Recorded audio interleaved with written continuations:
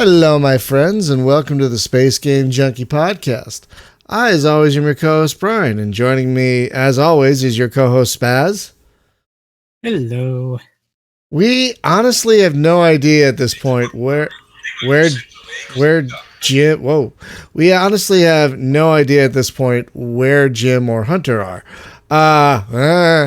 This is one of the things about doing it live. Sometimes... For some reason people don't show. They might join in late. We'll see. They might join late. We don't know. But folks, we do have a guest joining us from the small seaside city of Piriapolis, Uruguay. Oh my God. I already messed it up. Uruguay. Uruguay. Is Fernando Rey, the developer of the Space 4X Astra Exodus. Welcome, Fernando. Hey guys, thanks for having me. I have to get this out of the way because I'm a huge ABBA fan. Do people give you the ABBA joke every now and again? Fernando. Yeah, it's a common name here, so it's not like Fernando is, I think, it's more rare up there up north. So I think the ABBA connection is more common. Down here is like no one cares. Okay. Yeah, because whenever I hear that name, that's all I think of is that song. That's all I can think of is this. Yeah, obviously, that's my song. That's what I always say, but it doesn't come up very often in conversation. Oh, such a great... Did you hear they're going to be making more music? Side note, did you hear ABBA's making more? They're going to have a new album out like later this year? Either this year or next year. Know anything. Yeah. Wow. Yeah, super excited. Yeah, oh God. Keep going, man. If you can sing. Yeah, if you can do it, man. I mean, not that they need the money. I think they're like all billion. Yeah, probably they all have their own island somewhere. Folks, I'm using a new pedal for push to talk this evening, and I'm still getting used to it, so I might cut out every now and again. I apologize. I'm still getting used to how to use it. Because the other one was dying. The other one, and when you have a cough, you really need a push to talk pedal. So we're here to talk about Astra Exodus, which, folks, if you're... Damn it, there it goes. Yeah, I'm still getting over a thing. And, the cough is the thing that sticks the longest. So we're here to talk about Astra Exodus, which, folks, if you're not aware, is a Space 4X that came out... was it last month? I think it was last month, right? It was late last month, I think. Yeah, was it like the 30th of January? Yeah, I think it was late last month. And I'm going to be honest, I was surprised about the rocky road it has had up until this point. Because I hope you don't mind talking about this, but I think it might make for a good story because things have improved since launch. But when it launched, there was a lot of negativity about it, which I was surprised by. Yeah, sadly, an hour after the game launched, we already had some negative reviews. Some of them kind of made sense, but others were they played less than 30 minutes and complained that the game wasn't Stellaris. So those kinds of reviews were demoralizing to us. But yeah, ever since then, the game has been steadily improving. We have released a lot of updates. I've been working hard despite being on vacations, and the game is in a much better shape, and the reviews are reflecting that, and even some people are retracting their negative reviews. So I think we have turned it around. But at first glance, it was the early reviews were quite. To me especially, quite demoralizing. Yeah, and that makes me very angry. Negative. That makes me angry because Stellaris is nowhere near a shining beacon of awesome gameplay for this genre that some people think it is. It is. I'm going to be honest, folks. I think it's one of the lesser games of the Space 4X genre. I don't think it's good at all. I think it's derivative of, I think it feels to me like when they made Stellaris, they looked at the distant worlds and go, let's do that, but not as good. That's and then even with that, it's which version are you talking about? Because they've made so many iterations. Yeah, that's the main point. Stellaris has been like 4 or 5 games already. It changes like every 6 months. It's another game. Yeah. Now I'll at least concede that it is better now than it used to be. But that said, it's changed a lot. I mean, I think they're on the right track, but it's getting to be a while before they get there. Now, I am going to be honest. When I played Astra, I'm going to be completely honest, and I hope that's okay.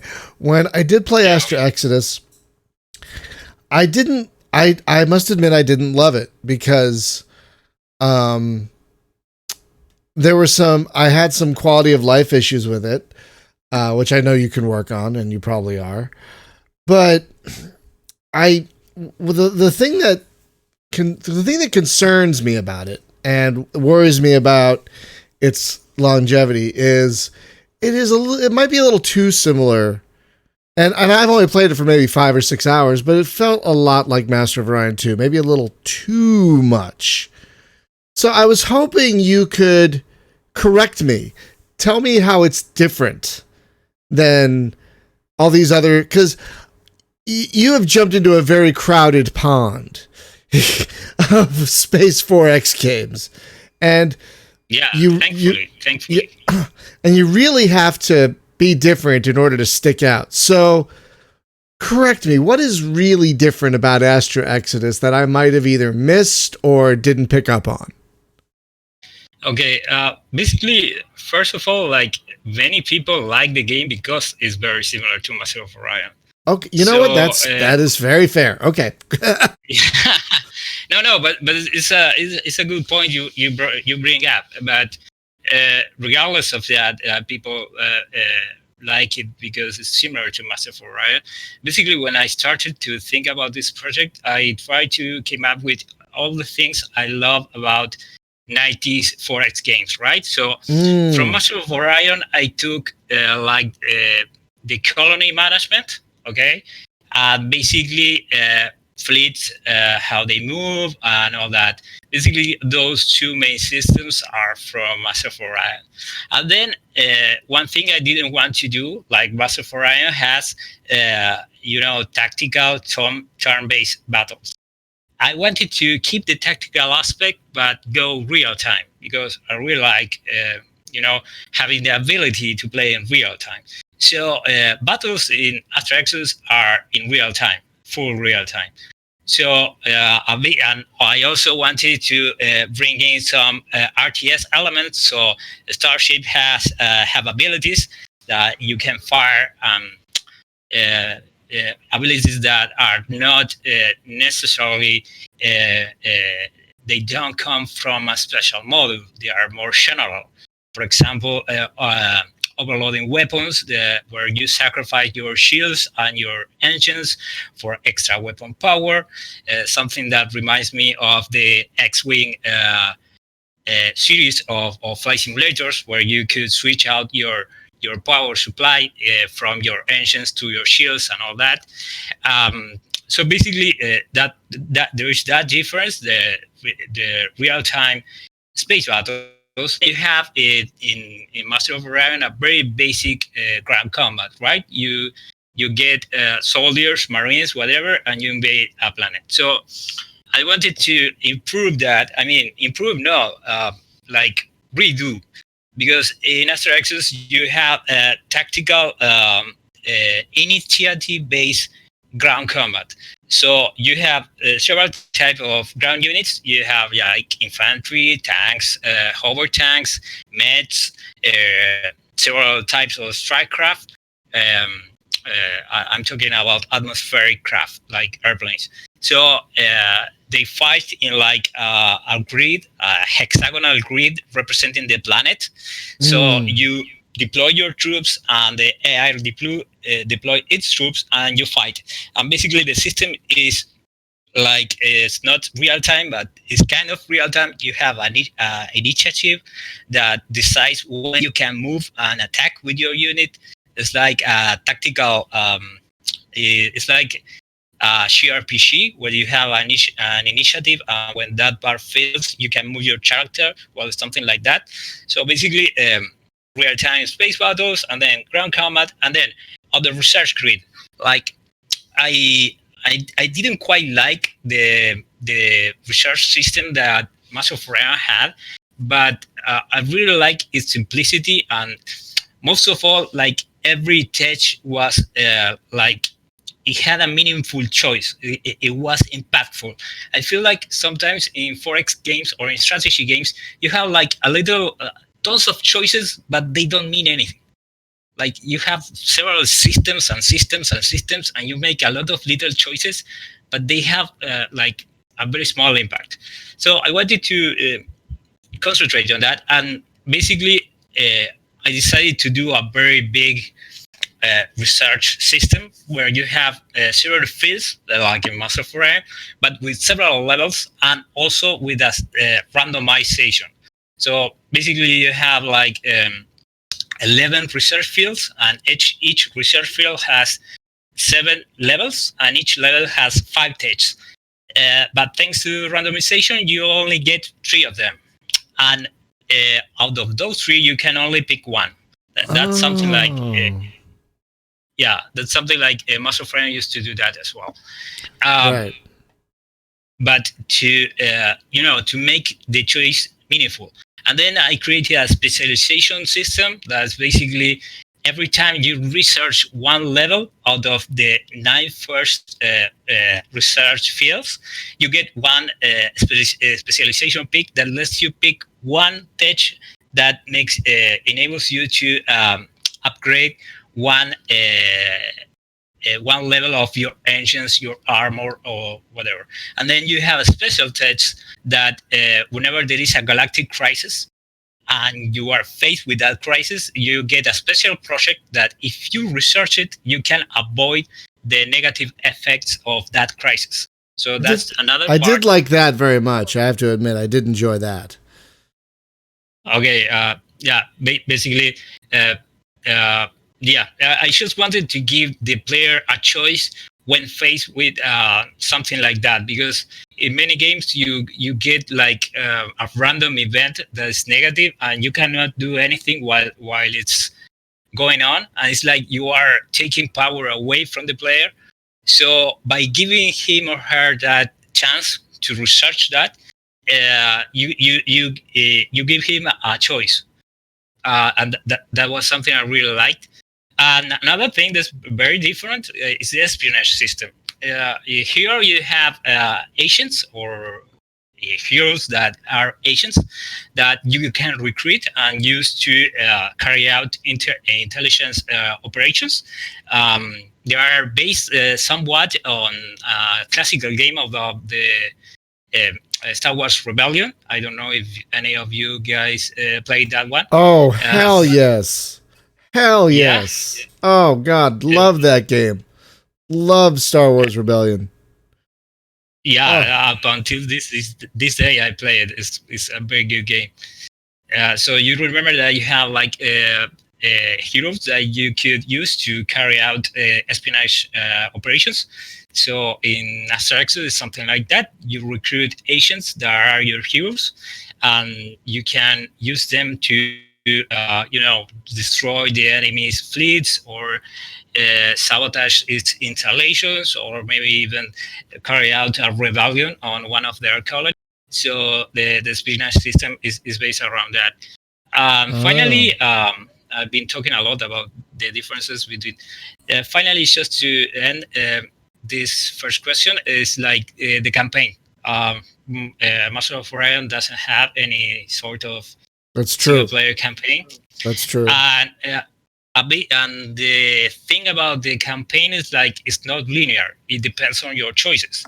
So, for example, the first missions are like tutorials. They are very easy, but when you get going, you are faced with choices, and depending on your choices, the story will change. and you will get different rewards. You will get different tests that you can use later on the campaign, and different heroes that can aid you on the campaign. So basically, those are, I think, the main differences between the games, but there are probably more. But that's it. So it sounds like you've got a lot more replayability in the campaign specifically, so that people will want to play through and see the different outcomes they would have if they made different choices. Yeah, basically that's what I wanted to, motivate the players to do. Hopefully, the story and the each mission is challenging enough to motivate them to play the campaign more than one time and see all the different things that can happen depending on their choices. They can, maybe they are hasty and want to get rid of the pirates, but maybe if they follow a more diplomatic choice, they can find out that the pirates are not so bad, and there is some hopefully interesting choices to be made there, and interesting outcomes to find out. There is also a system of post-mission debriefings that also expand on the game depending on if you accomplish the optional objectives. So basically, in each mission, you have like one primary objective, a secondary objective, and an optional objective. And if you do all objectives, you get rewarded with extra lore or backstory about the universe that the game takes place in. It kind of sounds like a campaign for a real-time strategy game where you have, primary and secondary objectives and units that carry over sometimes and stuff like that. I only played like a few of the, for my review, I played a few of the campaign missions. Well, maybe two, because I think the second one kicked my butt and I lost. And then I tried the sandbox, which was definitely more of a more traditional Master of Orion experience. So it sounds like you're kind of trying to hit the candle at both ends. You're trying to give folks that Master of Orion 2 experience that they do want, because let's be honest, that's what everyone's trying to do, is give us a new Master of Orion 2. A lot of people are anyway. And but you're also trying to make some tweaks like real-time combat and whatnot to make it more your own. Yeah, basically you can say that all the changes I made were inspired by the games of the 90s. So even if these things are new to the genre or different from Master of Orion, they are still based on my experience with 4X games of that time period. Because I really wanted the game to be like a love letter. So, for example, a game I enjoyed a lot in the 90s was Pax Imperia 2. Yes, of course. Yeah, Eminent Domain. Yeah, Eminent Domain. Yes. Eminent Domain. Yeah, basically. Yeah, the AI was not very good, and the diplomacy was quite, restricted. But it was fun, and it's one of the games that inspired Astra Exodus as well as Master of Orion. Basically, Master of Orion, Pax Imperia 2, and Star Wars Rebellion were like the main games that inspire Astra Exodus. Nice. Yeah, we a lot of us are big fans of the 90s around here. There were a lot of wonderful games in the 90s. So when did you start working on this thing? It's been a while. I think I had first heard about it a long time ago. How long have you been working on this? I started on March 2016, but basically did 4 years. That's pretty good. People have told me that this kind of games usually even take like up to 7 or 8 years for indies. So 4 is like a good number, I think. But I had this idea for forever, right? So it's been in my mind since like 15 years or something like that. But yeah, I started on 2016 and it's been 4 years ever since. Oh, did you? Because Beta 123. Hello, by the way. I think you're new. I don't recognize your name, so welcome. If I haven't seen you before, Beta 123 over on Twitch says Imperium Galactica 2 was his favorite, which is one of mine too. Did you play that one? I cannot say I played that one. I'm ashamed to admit it. I played the first one, but I never played the sequel. Don't be ashamed. Don't be ashamed. There was a deluge of games back then, and it was very difficult to keep up, especially since they weren't digital. Like so yeah. So go ahead. Sorry. It was very, very difficult to get games, especially here in Uruguay. So it's not like I have many choices. But it's been a long time. I know that the game is over at GOG now, so I should pick it up. Yeah, it got bought by God, who the hell, THQ Nordic, and they updated it for like modern Windows systems, so you can get it on Steam or GOG now, and it's really great. It's still got some quirks of its age, but it's a really great 4X game. So, oh God, stupid pedal. I'm still getting used to this thing. So I want to talk about, because we talked a little bit about this. Your game started out on Steam at mostly negative, which is sad, but it has now gone up to mixed, which is huge. That's like a lot of games don't get out of that pit of negative reviews. So, first, congratulations. That's really great. What do you think you did? If a developer runs into this, for example, if another developer runs into this kind of thing, what would you tell them to do to dig yourself and your review numbers out of that hole? Well, basically, you have to be open with the community and say, own up to it and say, okay, this is the problem. Basically, you have to recognize that some people have expectations that you are never going to meet. Like, it doesn't matter my will. I cannot make the game like Stellaris or have it have like AAA graphics on 3D and all that. Basically, I cannot do it because I don't have the budget, but also it would be a different game than the one I wanted to make. So you have to recognize that.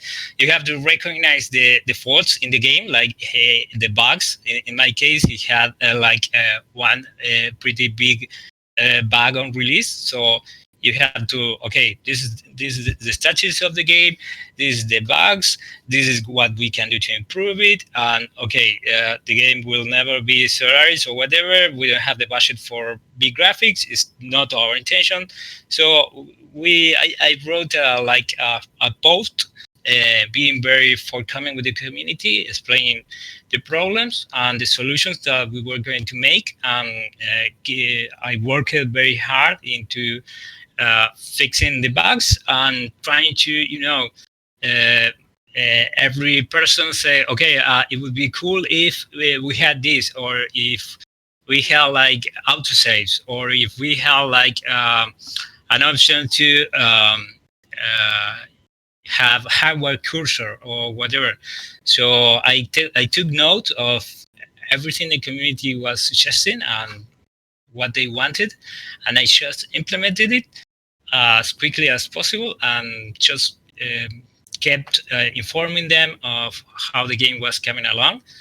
So I think basically if you are upfront and you are frank and you work in your game, there should be no problem for turning around any kind of negative first reception. Maybe I'm being naive in this case, but I just believe that if you are frank with people and you say, okay, this is my game, I want to make it as best as it can be. I know that we had a rough start, but guys, keep keep up with me for a while, and we'll get there. And you show that you are taking steps to get there, then you will get there. But this is my first game. I'm not like a person with multiple launches or whatever, so maybe I'm talking nonsense, but this is what I believe. No, I don't think you're talking nonsense at all, because you can see it in the review graph if you look at Steam, where at first it was like the negative reviews really outweighed the positives, and then the positives start either outweighing or matching the negative, and now it's just been, since then, all positive reviews. So you've definitely, I mean, what you say is definitely true. You got to be, open and honest with your community, but like, it's really great to see that turnaround, because when I first saw the reviews coming out, I was like, oh no. Because one, I want every space game to succeed, and there are, like I said, so many 4X games, and it's a very crowded field you've waded into, but still you want them all to succeed regardless. But also, I love Slytherin. You got Slytherin as your publisher now, and I'm a massive fan of theirs. So I want you and them to succeed. So how'd that happen, by the way? How'd you fall under their umbrella? Basically, at first I was kind of against going after a publisher. But after talking with some friends here in the industry in Uruguay, they suggested that I should do so. I should pursue a publisher. At first, some of them approached me, and we were like exchanging mails with another publisher, and that kind of fell through. And then I started going around and asking, and basically I pitched the game to them. I talked with the head of the publisher there, and yeah, basically they saw the game, they saw the potential, and they asked me to come on board. The game already was on Steam by that point, so everything was set up. The transition was quite smooth. Like that was on July last year. So, and the game has been on Steam since November 2018. Oh, it's been on Steam that long. I didn't even know that. I'll be honest with you. It's so easy to miss stuff on Steam. And I don't know about you, but I look through the new Steam lists every day. There's a Twitter account called Steam Releases that I religiously follow. And even then, it's near impossible to keep up with everything. So I must have missed that. I apologize. No problem.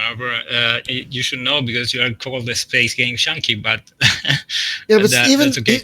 Even stuff falls through my fingers. Like, I'm glad we have this community on Discord, because sometimes I'll miss something and someone else will post something in the new game channel. I'm like, oh my God, how did I miss that? Yeah, but it's impossible not to miss things. It's like every day 1,000 games get released on Steam. God, it's not insane. Humanly possible. Yeah, it's insane. It's insane. I mean, there's it, in a way, for us gamers, I've said this before, in a way for us gamers, it's a wonderful time to be alive, because there are so many good games coming out. I mean, there are so many games coming out, but a lot of them are good. Sure, there's a lot of crap. There's a lot of shovelware and asset flips, but there's a lot of good stuff. But I can only imagine it's terrifying as a developer,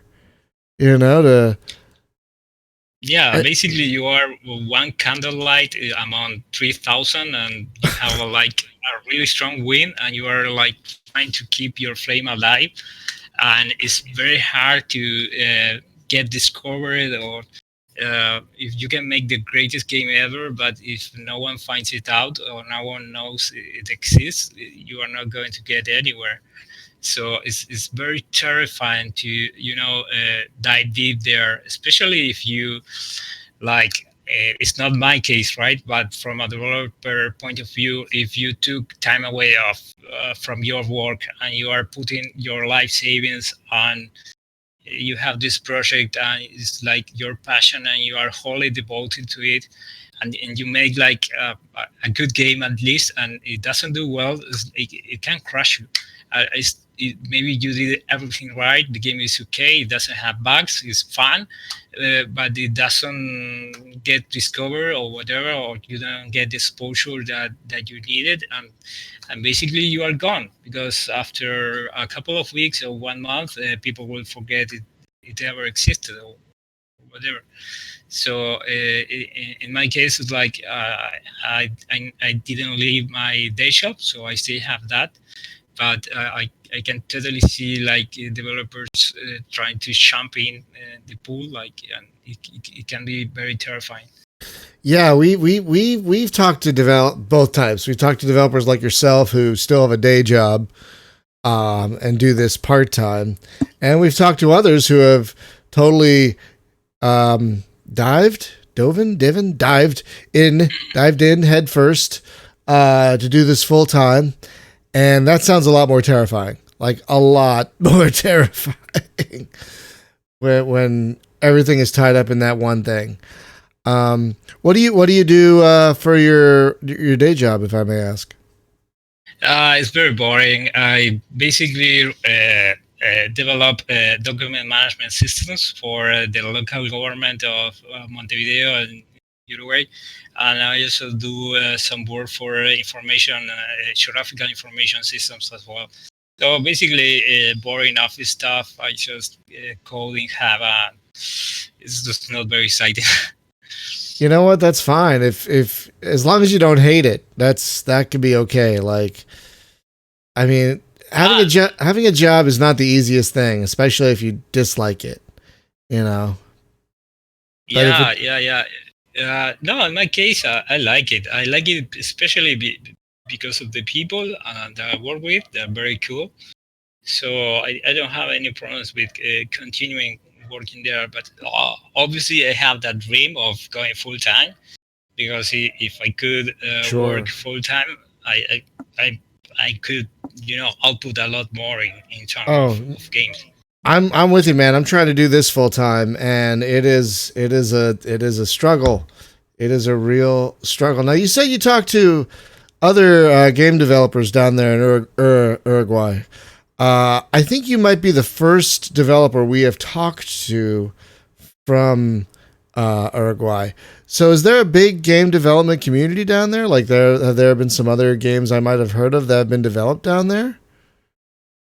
There is one pretty big company here, but it creates games for mobile devices mostly.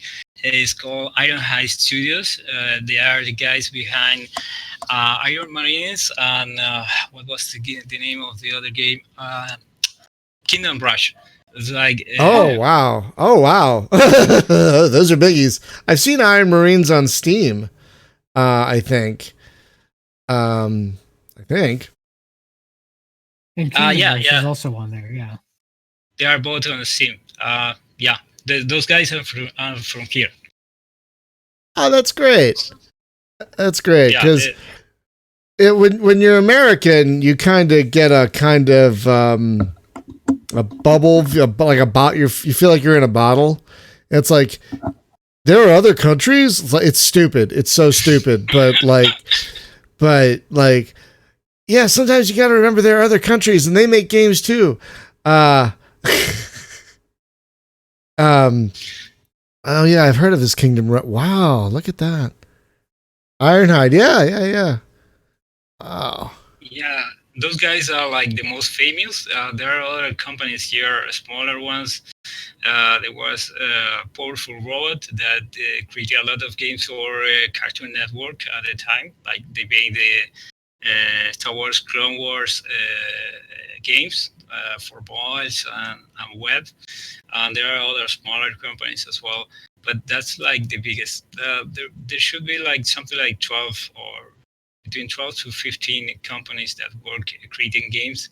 But none of them is bigger like 50 people or something like that. That's still not bad. I mean, if you can make a company that makes games, that's still pretty damn good. So yeah, that's like the dream. So a 4X game is I can't imagine making a 4X game because there's so many moving parts. There are you have diplomacy, you have research, you have ship movement, you have exploration and all this stuff. What would you say is you found the most challenging thing about developing a 4X game? Basically, the artificial intelligence. I think that's the most challenging.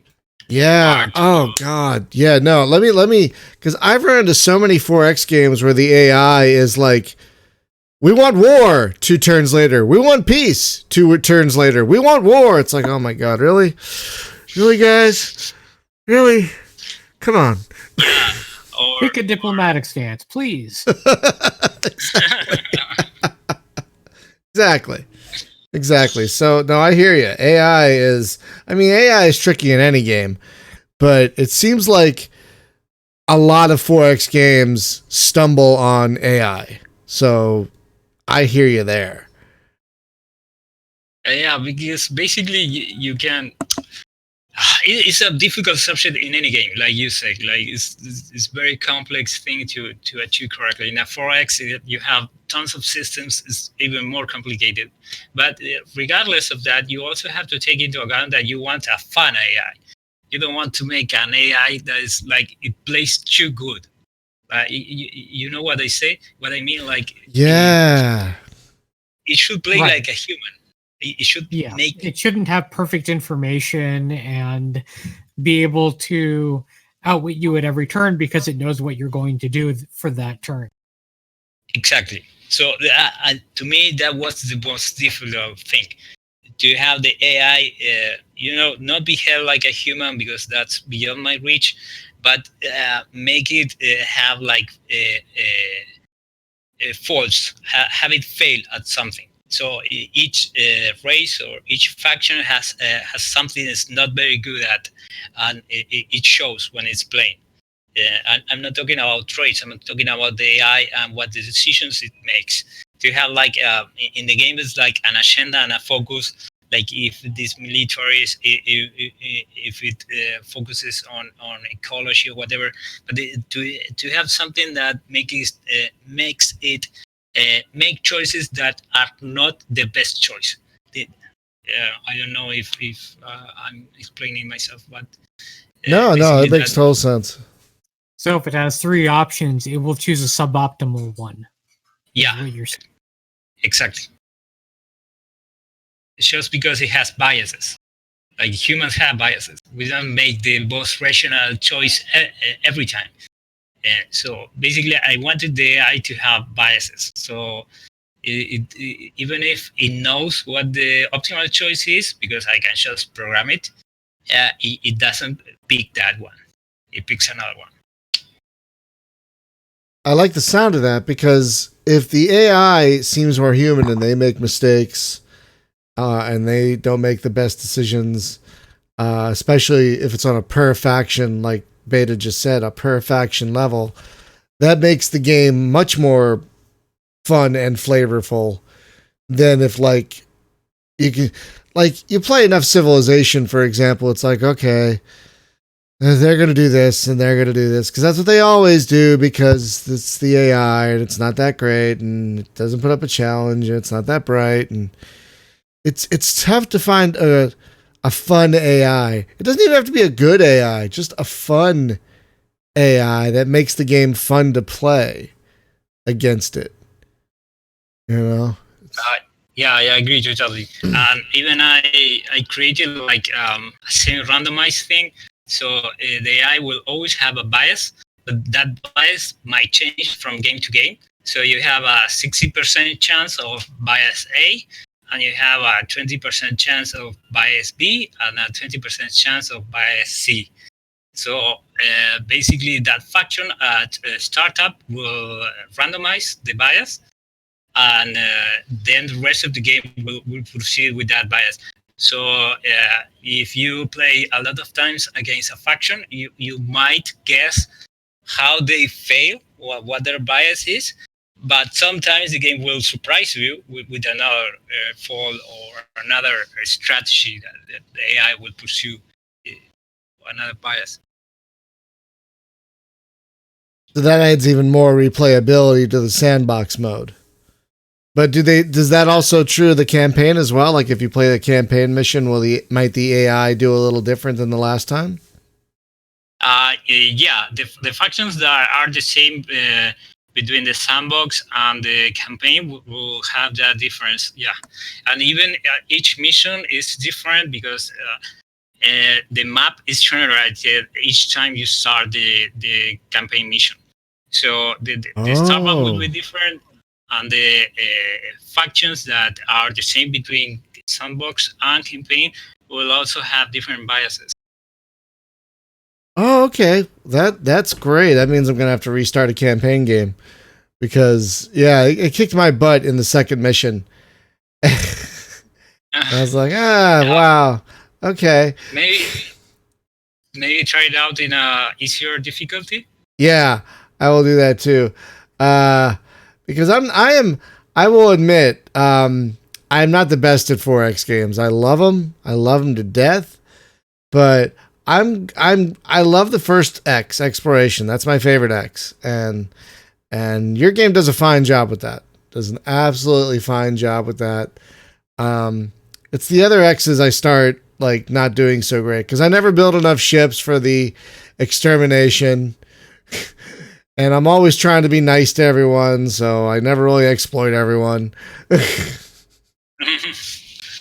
Yeah, if you come across anyone that likes guns, you're going to have a bad time. Yeah. Now, remind me, how many factions does the game ship with at this point?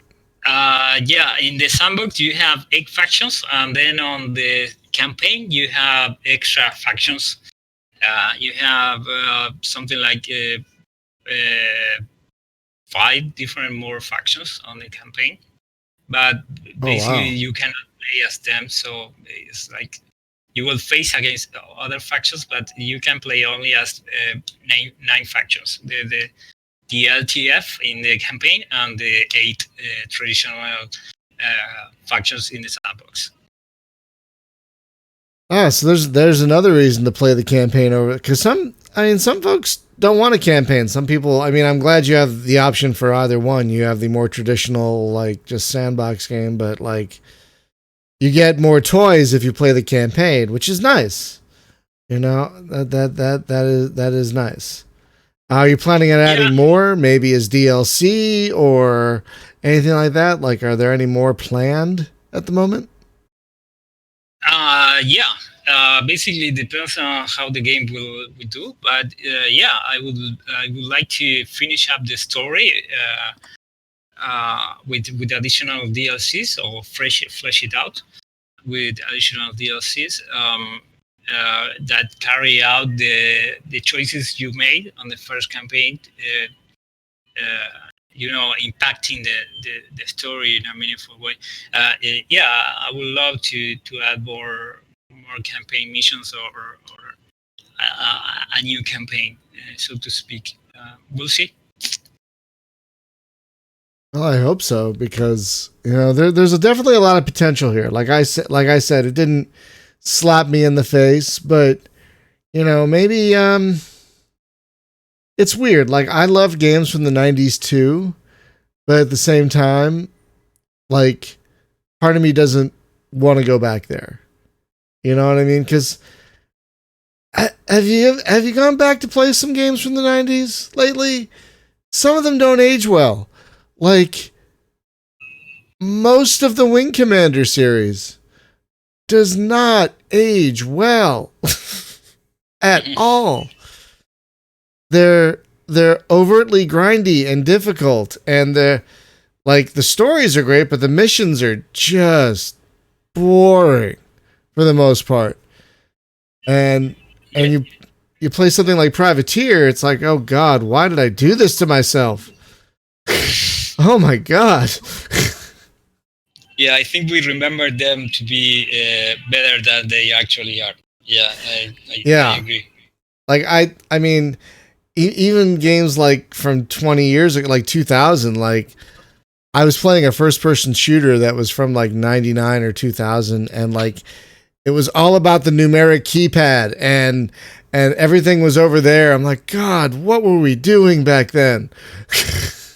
Oh dear Lord. I must admit that I still play Duke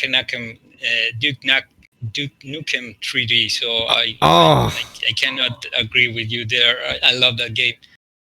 I can't. Just some games, they're very much a product of their time, and yeah, playing them now, they seem very not just dated, but the mechanics have evolved so much from that era that it's hard to go back.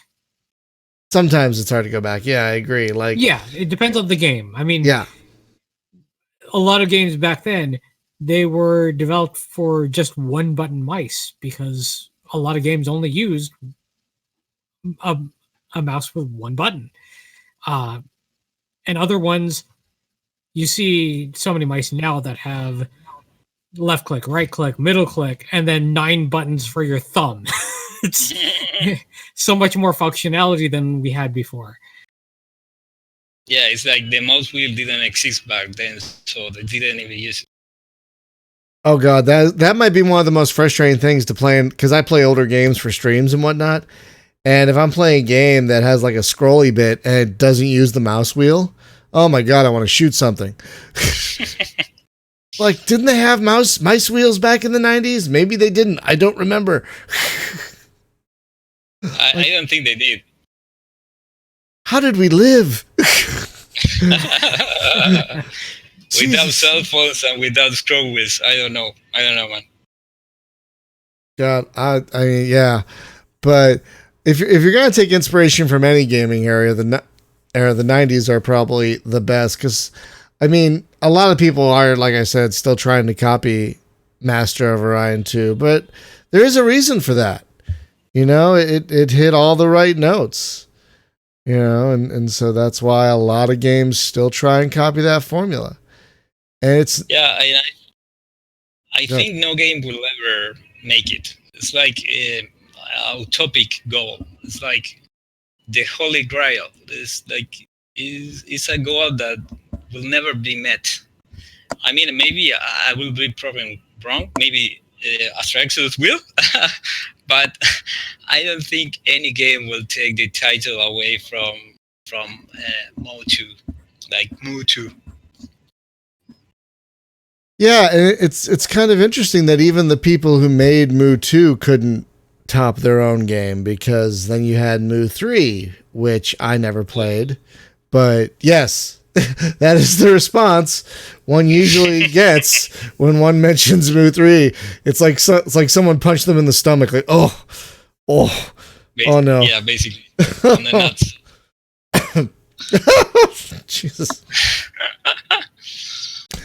Oh man. Yeah, basically, Mu 3 is the reason why Astra Exodus exists. Because back then, I remember like the summer of 2004, something like that. I played that game, and like you say, it was like a kick to the gut, and it's like, why?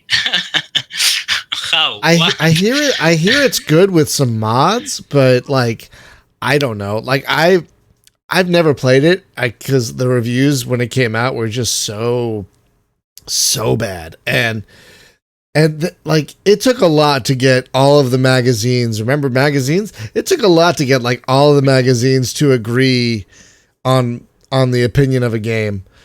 Like and it was either like mixed or all good or all bad, and like all the reviews in every magazine I read for Mu 3 at the time was just so horrible.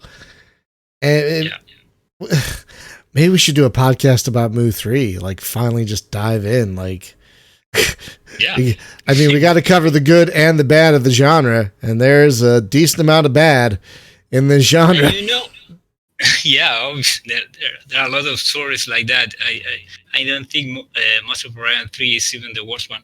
But you know, the funny thing I read about it is like Mu 3 was one of the first games that was done in collaboration with the community. So there was a Oh forum. no. Yeah, and that's That'll learn. street That'll learn thing. you. That'll learn you. Stick to your vision. Don't let the community dictate everything.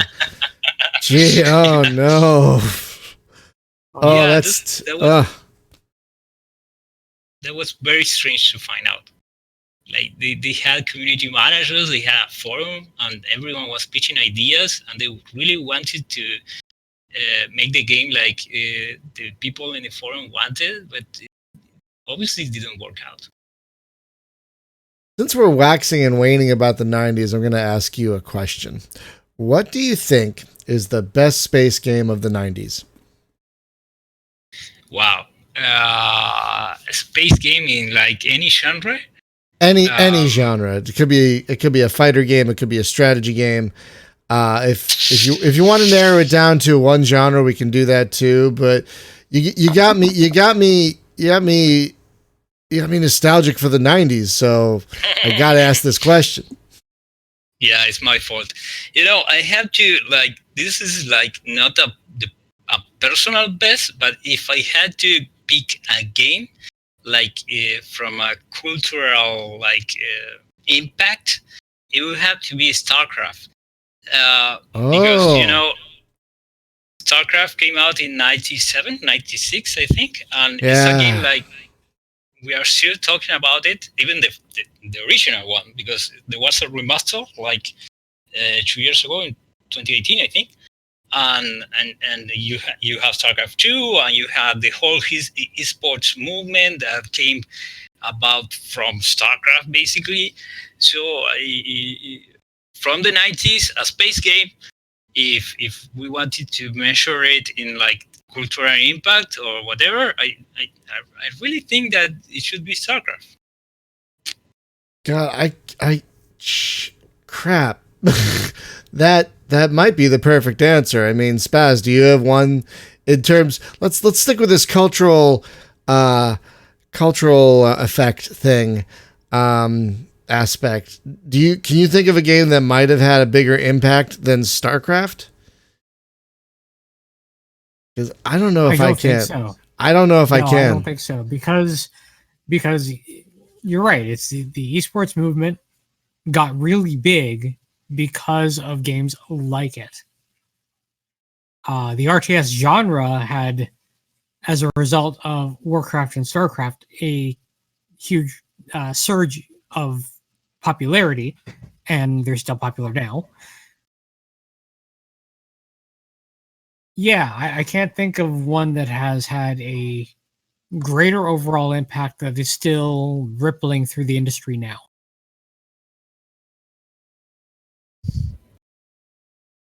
I'm trying to think of another one, but I think you.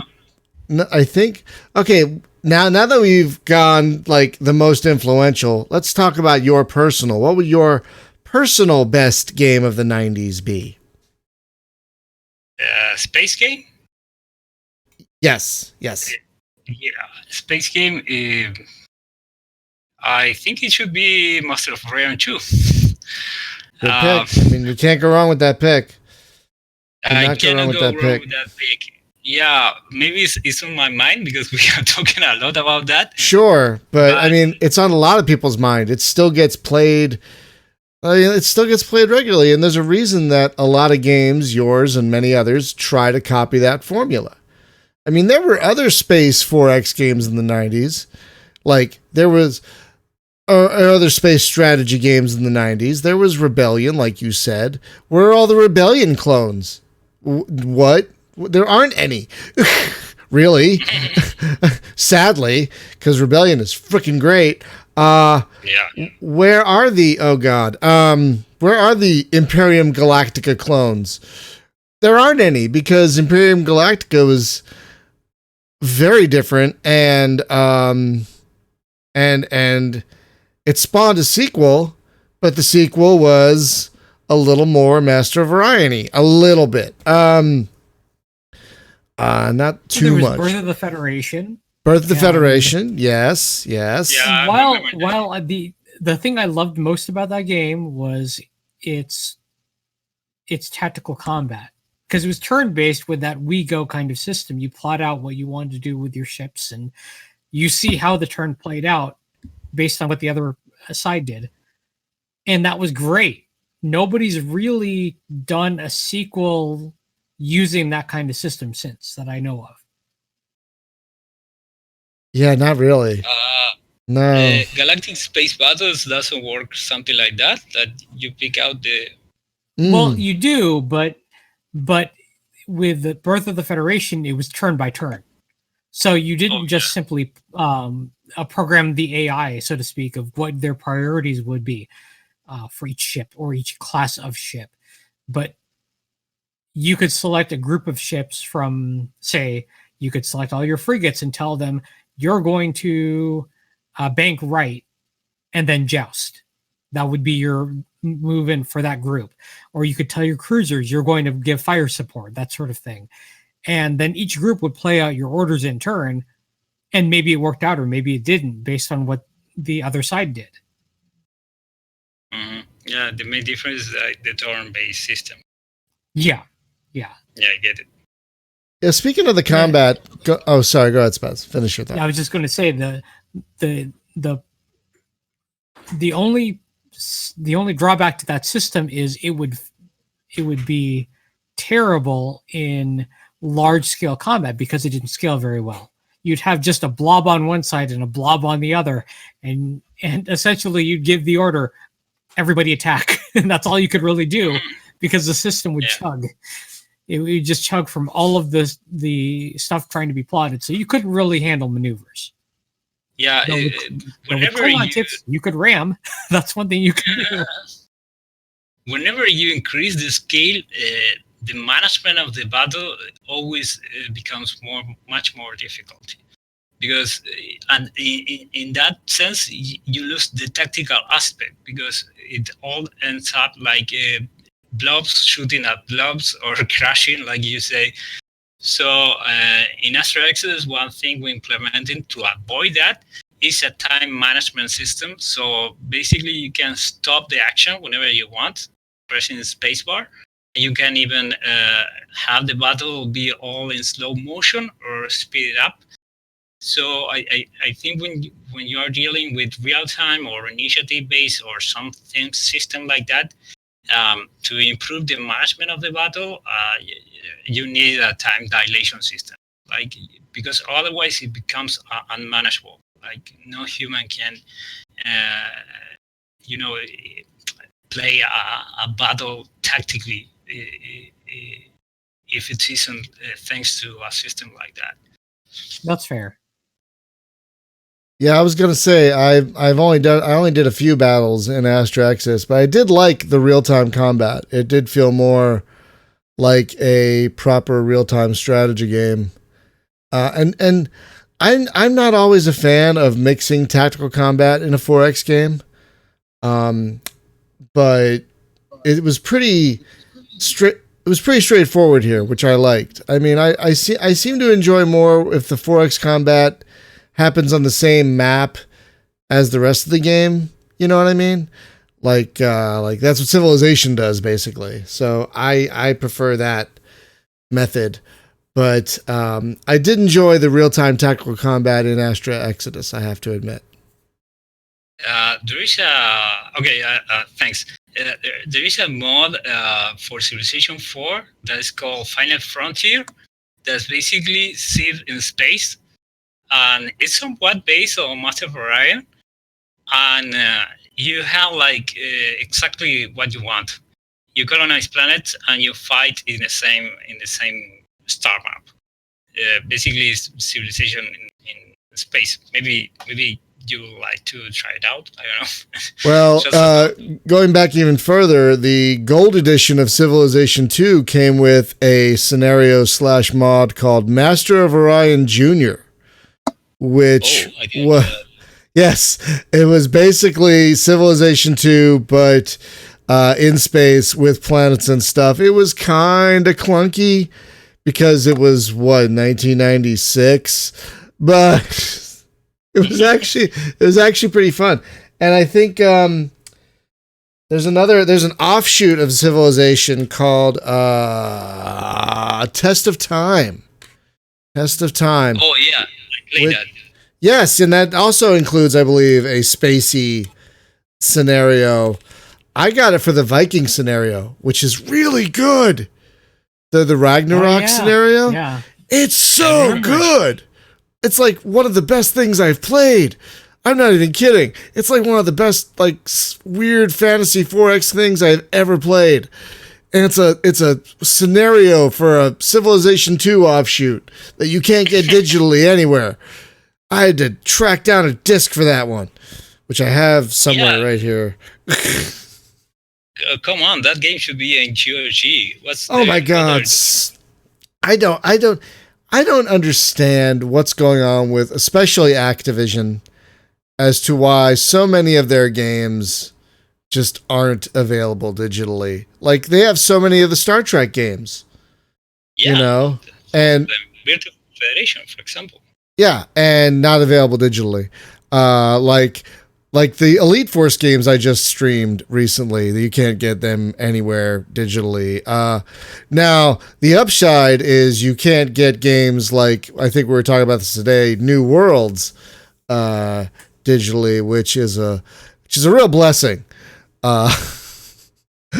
for a lot of people. If you're not familiar with Star Trek New Worlds, it was a Star Trek RTS, but focused on ground combat. And it's because Activision at the time did not have the licensing to use most of the ships. So they had no licensing for Next Generation. So they set it in the original series era. The movie era. And the movie era. And because they didn't have the licensing for most of the ships, you would see a few of the movie ships like the Bird of Prey or the Constitution class Enterprise, but you would see them land down on the planet, drop off troops or vehicles, and then maybe do a bombing run, that sort of thing. But it was all ground combat focused, so they had to create all these new assets for it because they had no licensing for anything else, and it was a terrible game. Yeah, like whoever thought about that? I mean, the IP is called Star Trek. I mean, you cannot do a ground game about that. The only positive side is like, okay, you got a lot of people thinking about making Star Trek vehicles in the ground. That maybe that enlarged the Wikipedia about Star Trek, but I don't know who thought that game was a good idea. Right. It was an okay game in some aspects, but it mostly failed. And it's so weird because the whole licensing thing, because like with Birth of the Federation, you would play like the earliest days of the Federation or the Klingon Empire, but it all used Next Generation imagery because that's all they had access to. So it's just so that is a weird thing about gaming is licensing. Like that's why we're saying we don't see a lot of games on GOG because of freaking licensing. Like there are a lot of space games that still aren't on GOG that I don't understand. Like Civilization 2, Test of Time, for example. Like what's going on there? Sorry, I'm rambling. We should probably start wrapping it up because I'm getting rambly. Yeah, we should probably start wrapping it up because I'm getting rambly. It's been over an hour. That's pretty good, right? Yeah, we usually try and go for at least an hour. So folks, the game is Astra Exodus. It is on Steam currently, if you can get to Steam currently. I can't. Well, I can't. Yeah, it's down, it's up, it's down. It's it's Tuesday. They do all their weird back end crap on Tuesday, but still, there seem to be other internet issues. Like like two of the reasons their other co-host didn't show up is because they were having internet issues. I don't know if it's a North Carolina thing. Yeah, they were having Discord issues. Like they were having real difficulty connecting to Discord for some reason. So I'm not sure what's going on with that. That's weird. But yeah, the game is Astra Exodus. It is on Steam. It is not an early access. It is a full 1.0 thing. You can see video of it on the spacegamejunkie.com YouTube channel.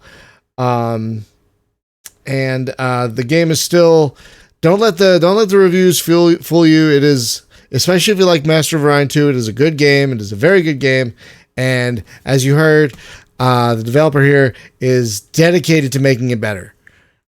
So definitely check it out. It is definitely worth your time if you like Space 4X games, especially if you like 90s Space 4X games, which is this game's primary inspiration. So just a couple of programming notes before we wrap up. Next week's podcast is at a slightly different time because our guest requested it. So we're starting 2 hours later than our usual. We're going to be starting at 6 p.m. Pacific time, but it's because we're bringing back our now record holder for most times on the show, the developer of Void Destroyer 2, Paul. I can't say his last name. It is a crazy last name. It's got a lot of Z's in it.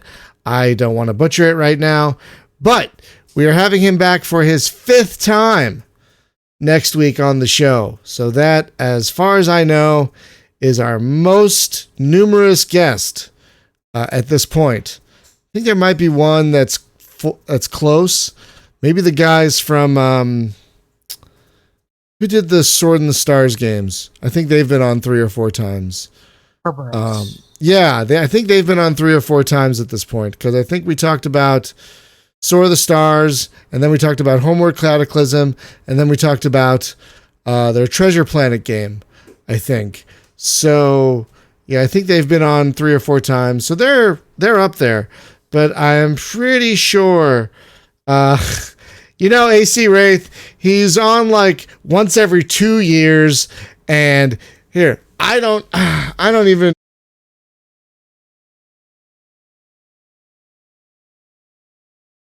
But anyway, I'll put it in the Steam chat because I wrote it out before, but it's like Zixelplix. I don't know.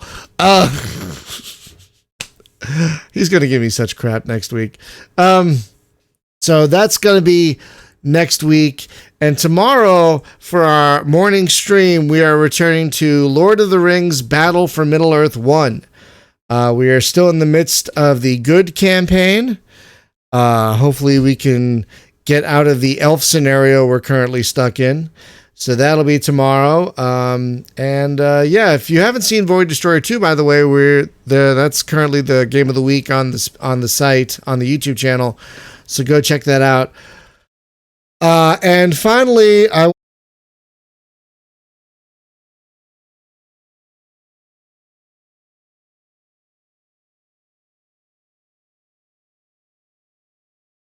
Brian, your mic cut out there. It did. Oh, God, this pedal. I thought I was pushing it down. So, sorry. Beta 123. Stop lurking and start talking. Sajak, thank you for the follow. And I think we had another follow on Twitch. I can't remember the name right now, but thank you for that. We are trying to make Space Game Junkie a full-time endeavor. Did the audio cut out all the way or just me? Good. Okay. So if you can help out with that, please go to spacegamejunkie.com/support, where you'll find links to our merch shop, Patreon, all that stuff.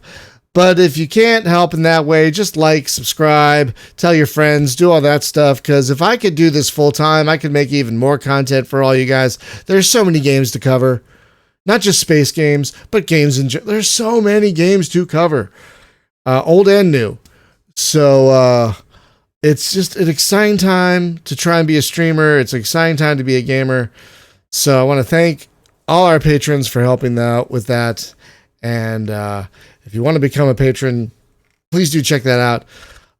Fernando, again, thank you so much for taking time out of your holiday to join us tonight. It's been great talking about you and reminiscing about your game and reminiscing about the 90s.